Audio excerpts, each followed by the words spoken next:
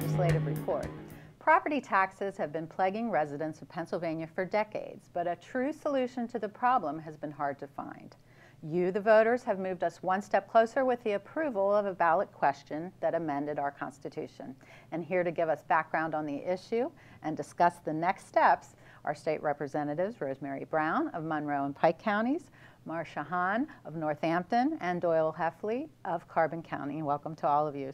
So glad you could be here today. Thank you. Thank you for having us. We want to start, before we get to the proposal that you guys have that would be a solution, we want to kind of lay the groundwork of the issue as it is. And what do you hear from your constituents? Representative Brown? For us, the property tax issue is the #1 issue in the district that I represent. And I think what you find in Monroe County and parts of Pike County is that the level, how high the bill is really what is concerning residents. So people are willing to pay taxes. They definitely find education a priority and of importance and understand that they need to help fund that for society. But how high that bill is extremely detrimental to how they live their life. And it's very high in our counties. So what we're trying to do is look at ways to make this more reasonable, if not eliminate it by changing the whole system. So for us, it's the #1 issue and something that I will always continue to fight to try to help the area. Representative Hahn, is it the same in your district? It is, and I think as we have constituents coming into the office, and it used to be more just seniors that would come in because they have to decide if they're going to use their money to pay their property taxes, to buy prescriptions, to buy food, you know, some of the staples that they just need to exist. And when you lose your home, you've worked your whole life, you've been in a home for 40 years, and now you find you can't pay that bill. And in some cases, if you would put in a monthly increment away for property taxes, it's almost like a mortgage payment. So they're on fixed income, sometimes their spouses have passed, so now they're on a single income, and they're really struggling. But now we're seeing it more in even the younger families. You know, I think if we could do something as far as property taxes are concerned, when you look at the number of homes that people own and occupy, like we could expand on that if they didn't have to worry about what that property tax bill was going to do. And I think people that get that bill in the mail in August, they all come to us and say, like, that's when it becomes an even bigger issue because of the school tax. And we're talking about the school tax. You know, there's other county and local taxes, but the school tax is the big bill that we need to really look at and do something and find a way to help these families so they can keep their homes or younger families to buy homes.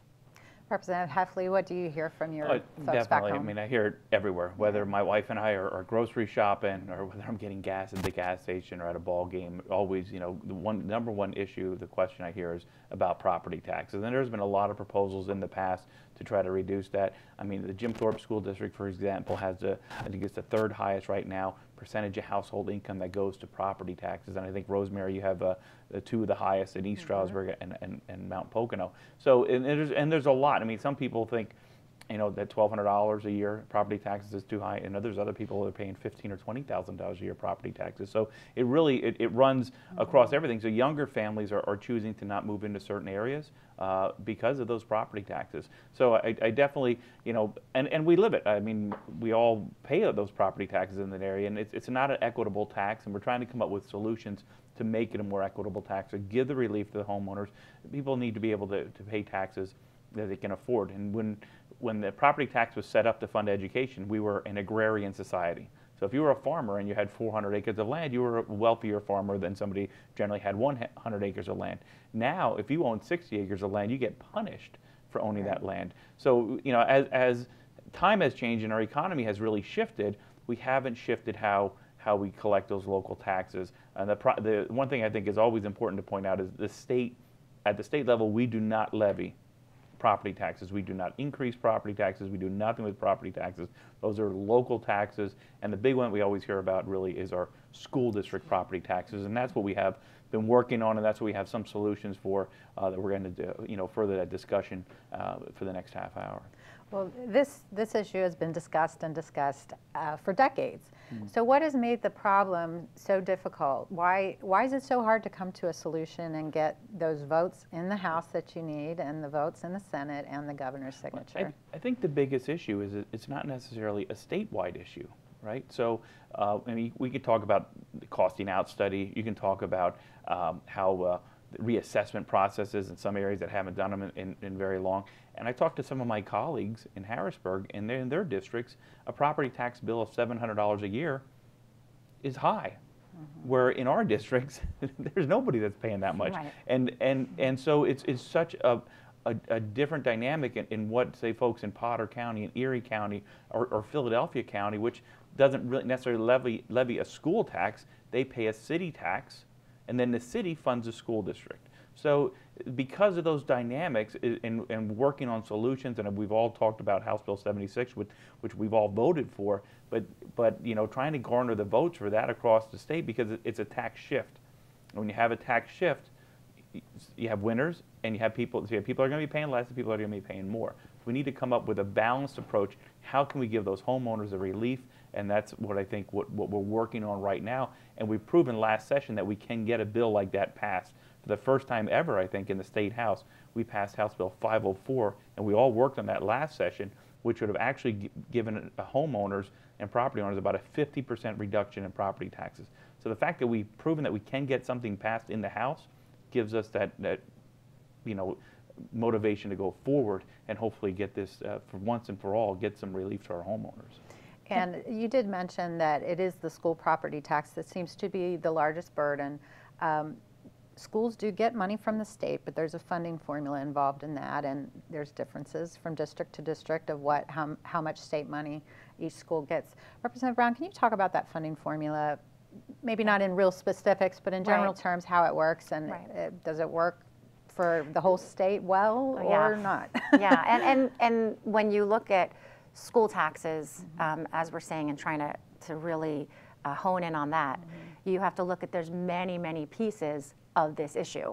So as was mentioned, you know, you have state funding, you have federal funding, and then you have your local school property taxes. Those are how we fund our schools and our education for our children. So it's a very important revenue piece that we need to make sure we take care of the right way. So when you look at the amount that's given from the state for each school district, you know, we approve on a state budget the total dollars that we're going to give through basic education, which is K through 12. So K through 12 is our total. Now, I think we gave over $6 billion in this year's budget for basic education funding. That's a lot of money. But you look at it as a pizza pie.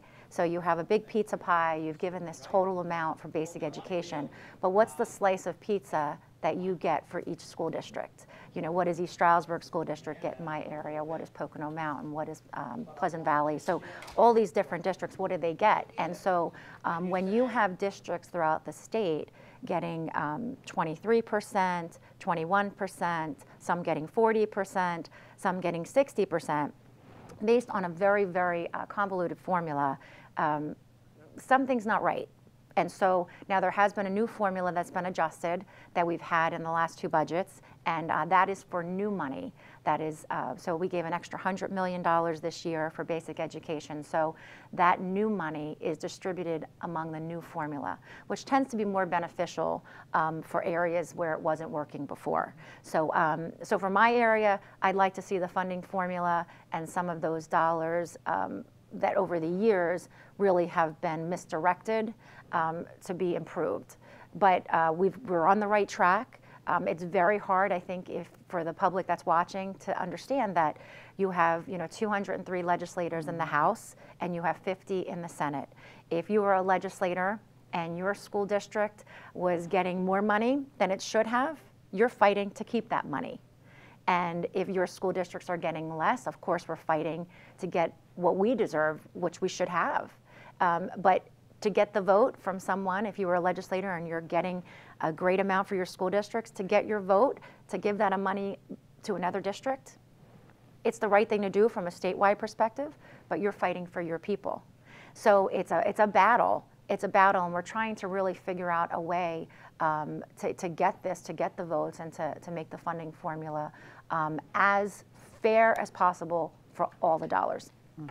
I think one of the things that we always fail to mention, and this was before any of us were here, they put hold harmless in the funding formula. So school districts would not get less than they got the year before. So in areas where their population wasn't growing, their school districts weren't getting more pupils, they were getting the same amount of money. And in our school districts where we're seeing an increase, it really hurt them and set them back. And as Representative Brown said, to get those votes from the members who are benefiting from that is a difficult thing to do.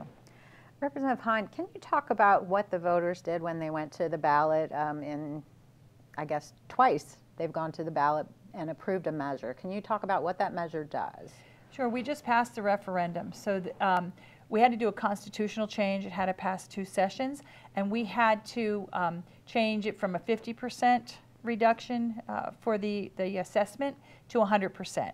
And we did it on homestead, farmstead, so that we can now come up with the funding to, and as Representative Heffley said, we need to have the amount there, what's the word I'm looking for the assessment, exchange for dollar for dollar for the taxes. So that's something that we need to make sure that we're going to have the dollars, because we're looking at $14 billion to replace. So when we're talking about a tax shift to replace that, we need to come up with something. So instead of giving a 50% reduction in the assessment, we're now giving 100%, so that you will see a zero balance on your property tax bill. So the voters basically allowed for this change to be made to eliminate the property tax. That does not mean the property tax has been eliminated. Right, we needed enabling legislation to follow that. To allow for just residential and not have to do the commercial piece of it.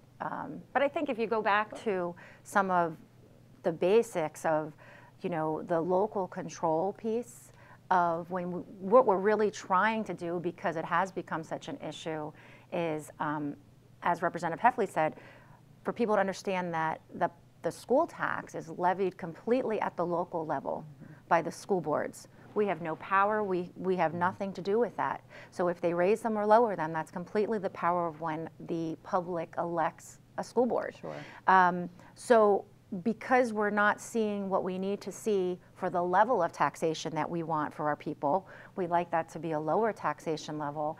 We're looking at changing the whole system, changing it from your school taxes being based on the value of your home to being shifted, as what was mentioned, shifted to a personal income tax or a sales tax for that exchange for not having any school tax bill. So we have to get the money somehow.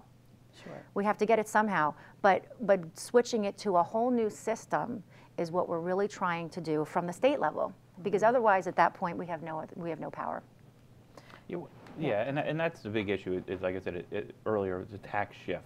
So what we did was we worked years on House Bill 76. We had it up for votes, and one of the things we always got was a lot of pushback from the business community. They didn't want taxes on different things, and they liked the system the way it is, while we heard a lot from homeowners. So what we did with the constitutional amendment was to allow up to 100% for homeowners to get that relief. Now, there's still going to be a lot of other things in place, but what we really want to do is get the homeowners the relief that they need, because we're seeing the impacts on our communities when seniors can't sell homes because of high taxes, and young families don't want to move in, and seniors are having a hard time to stay in their home. But then at the same time, when they try to sell it, they're losing value because of the high taxes. So this on a home that they may have owned outright for years, decades. Because it's not an equitable tax. It's not based on anybody's ability to pay. And what we're looking to do is shift that off the homeowners onto an ability to pay. And that's, I think, what we're going to be discussing as we move forward in the program. Yeah, and this is a good place to stop. Before we get into the proposal that you guys have offered, let's take a quick break, and legislative report will return in just a moment.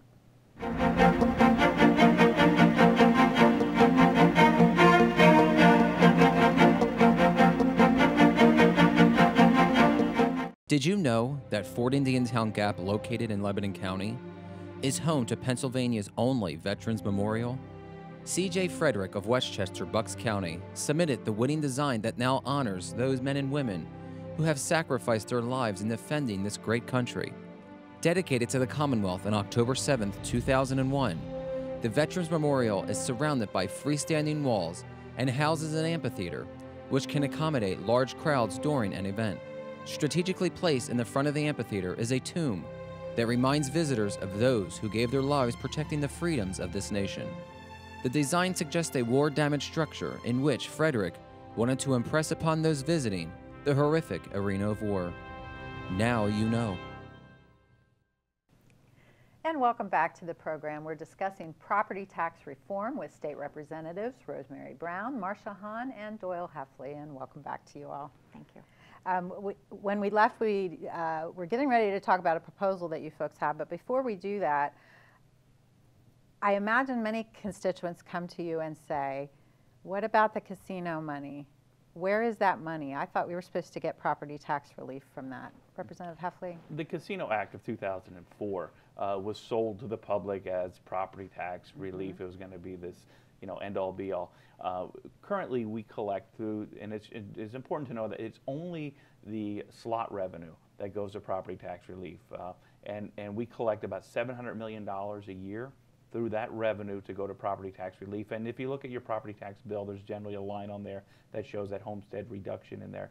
But we collect $700 million a year, but it's important to point out that across the state, through property taxes to fund school districts at the local level, we collect $14 billion.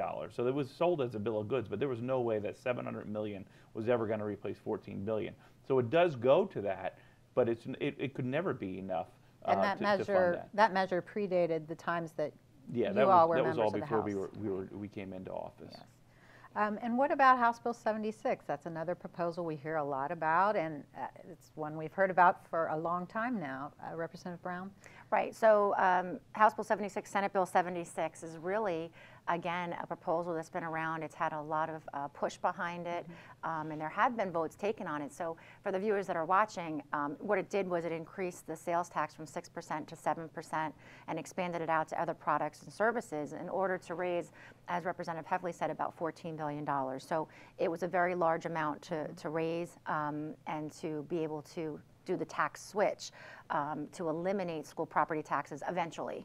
You would still have your local capital debt and things like that that would stay within the local area. So back in 2013, actually, the House did take a vote on 76 language. It was attached to another bill, which was House Bill 1189, which was a property tax proposal.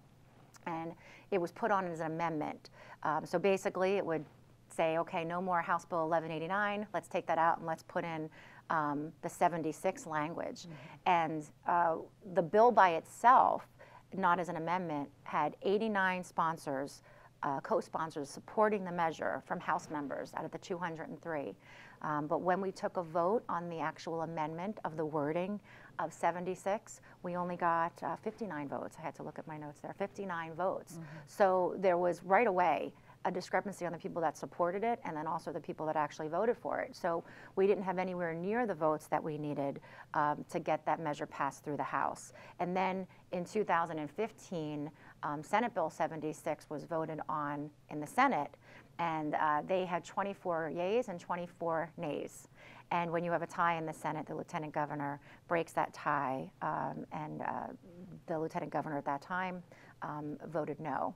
And so Senate Bill 76 failed at that time. So it continues to be a push, and I know I usually only speak for myself, but I know all of us on this panel today support Senate Bill 76, and we would vote for that, and we try to do everything we can with that.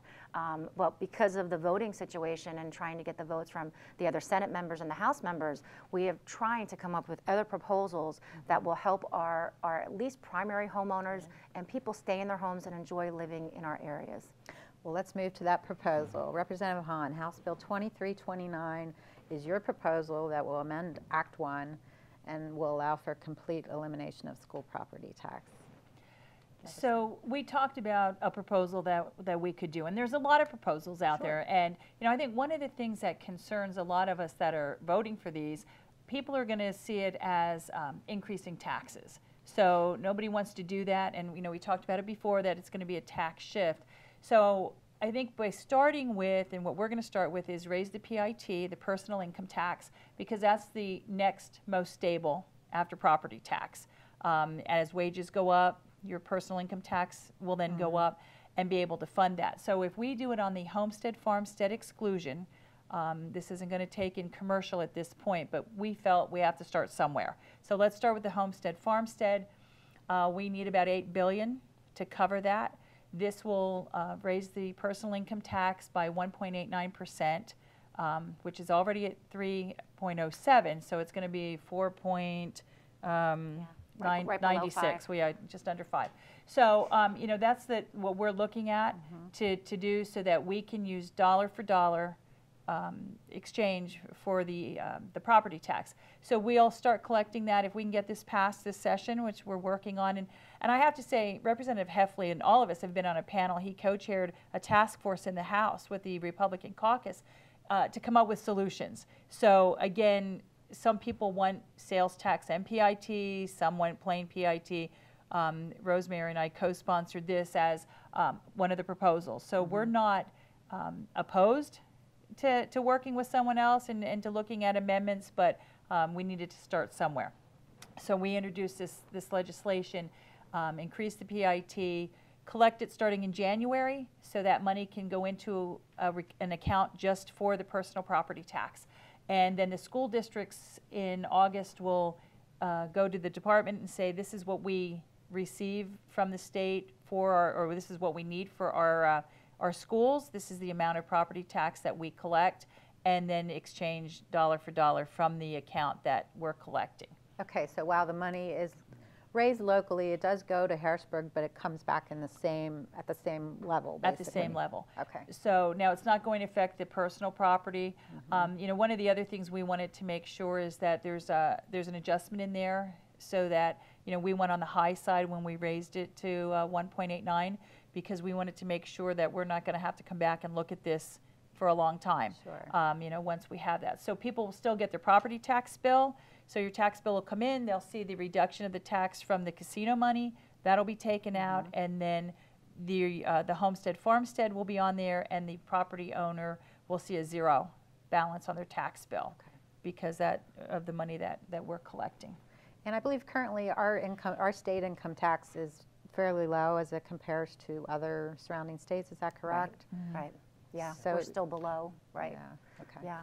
And I think that and this proposal is a great proposal. Last session, we proved in the House that we could get a bill passed, which was at that time 504, which looked at a PIT and a sales tax to drive down property taxes. I think with the voters speaking last November, I think it was 54% of Pennsylvanians. But like, what's amazing about that is in Carbon County, I think it passed with over 72% of the folks in Carbon County voted for that. But statewide, it was 54%, which is a little bit more narrow when you look at the amount of people that really want to get rid of and these are just homeowner property taxes. So that's what we deal with. How do we get this?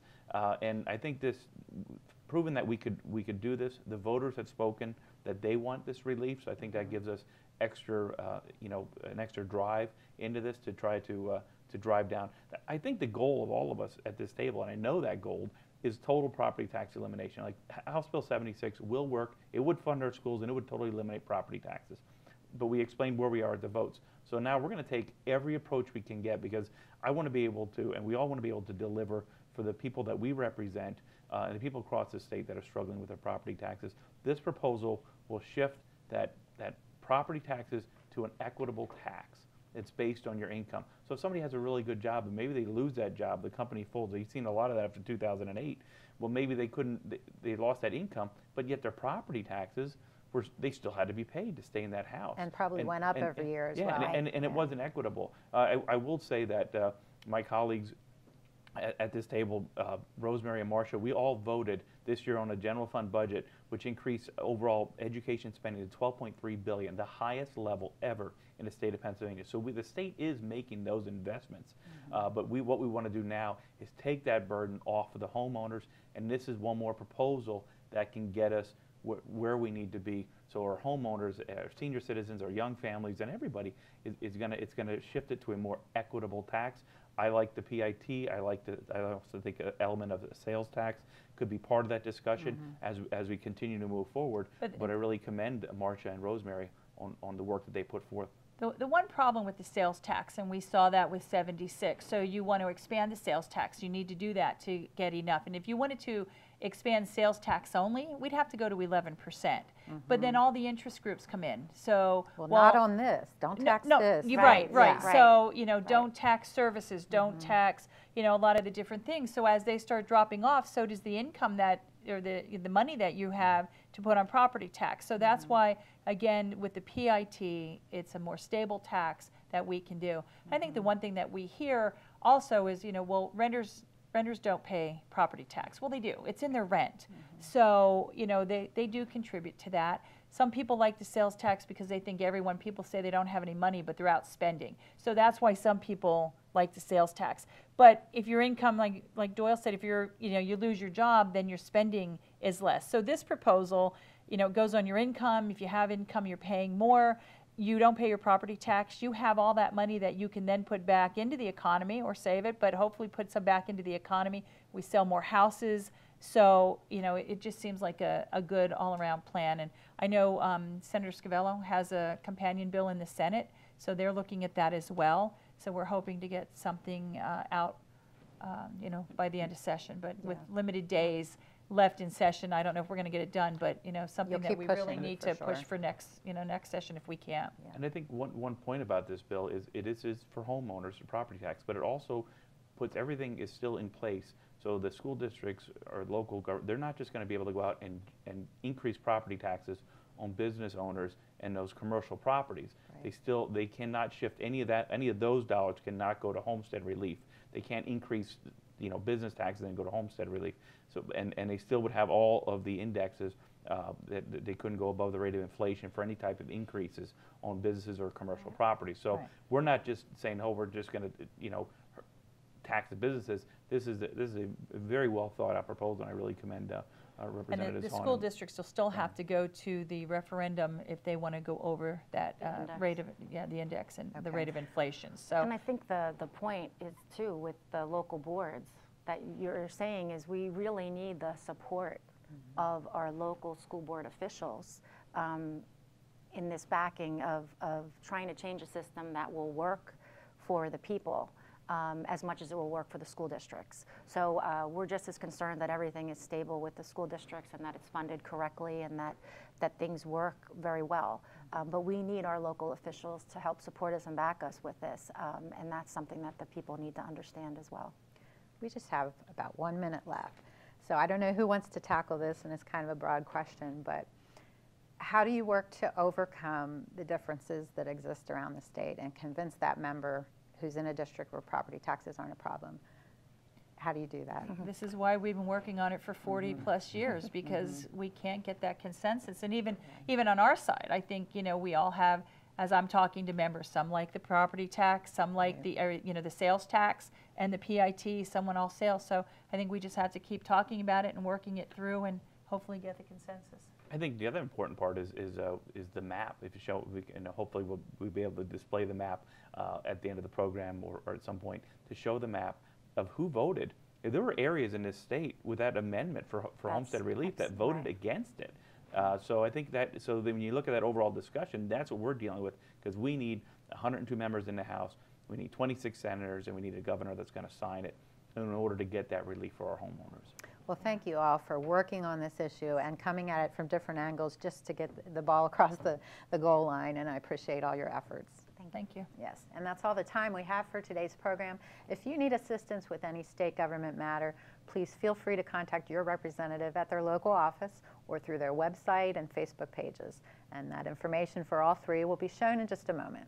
Thanks for watching, and please join me next time for Legislative Report.